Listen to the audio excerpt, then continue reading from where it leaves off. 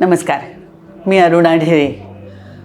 मी Shriram builders सुरुवातीला दादा कुलकर्णी म्हणजे आत्ताच्या ज्यांना तुम्ही ओळखता त्या दोन्ही भावांचे वडील हे माझ्या घराच्या अगदी समोर राहणार आहे. आणि तेव्हापासून एक मुलगी म्हणून अतिशय प्रेमाने दादा येता जाताना बोलत असत. त्यांचा बिल्डरपणाचा कुठलाही अहंकार न ठेवता फार मनापासून सहजपणाने माणसांशी संवाद साधणारे म्हणून दादा एक वडीलधारा माणूस म्हणून माझ्या परिचयाचे झाले. आणि त्यानंतर आमच्या सहकारनगरच्या भागात जिथे मी राहते त्या भागामध्ये अनेक श्रीराम बिल्डर्सची बांधकामं सुरू झालेली मी पाहिली. आमचं घर हे पुस्तकांचं घर आहे आणि माझे वडील गेल्यानंतर प्रचंड मोठा ग्रंथसंग्रह त्यांचा तो आमच्या लहानशा जागेत पुरेना.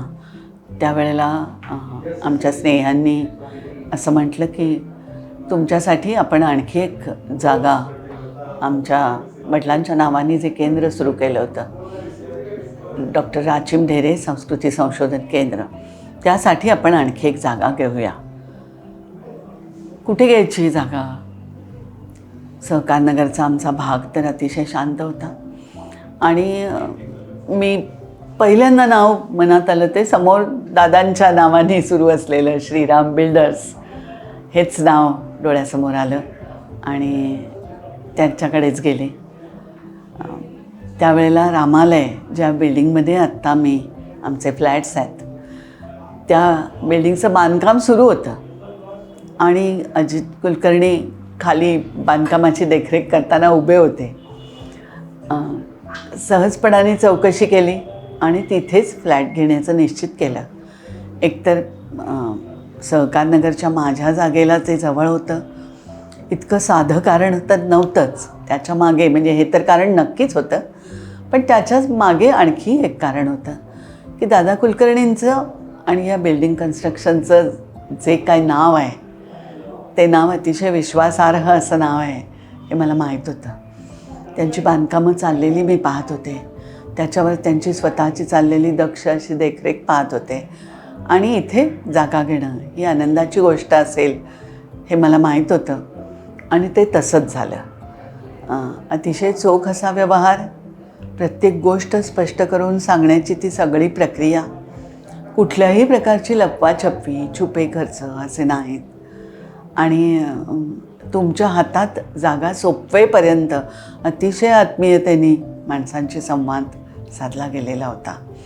मला ही खूप महत्त्वाची गोष्ट वाटली. केवळ व्यवहार नाही तर आपल्या बांधकामामध्ये म्हणजे आपल्या वास्तूमध्ये राहायला येणारी माणसं ही आपली माणसं आहेत असं जाणवून देणारा तो अतिशय पारदर्शक असा व्यवहार होता.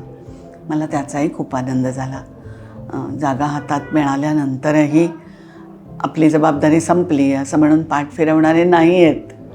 अजूनही आपल्या बिल्डिंगच्या बाबतीतली चौकशी करणार, ठीक आहे ना सगळं असं विचारणार.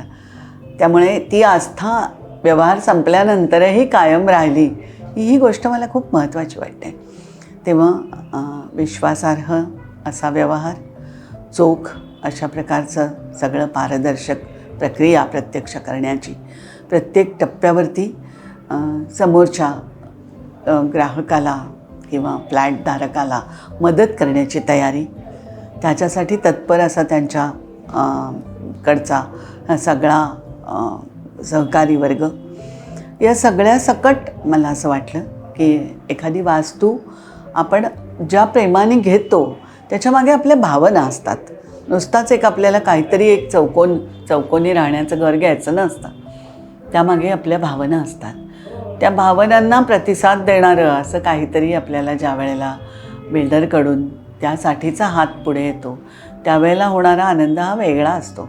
आणि तसा आनंद मला असं वाटतं की श्रीराम बिल्डर्सच्या ज्या ज्या वास्तू आहेत त्या वास्तूंशी व्यवहार करणाऱ्या, तिथे राहायला येणाऱ्या सर्वांना मिळत असेल अशी माझी खात्री आहे.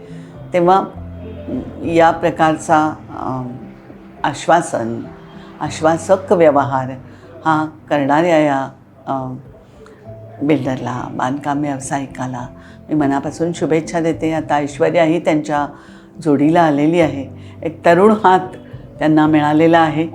जसा दादांना त्यांच्या मुलांचा मिळाला तसा आता ऐश्वर्याचा हातही त्यांना मिळालेला आहे अजितदादांना.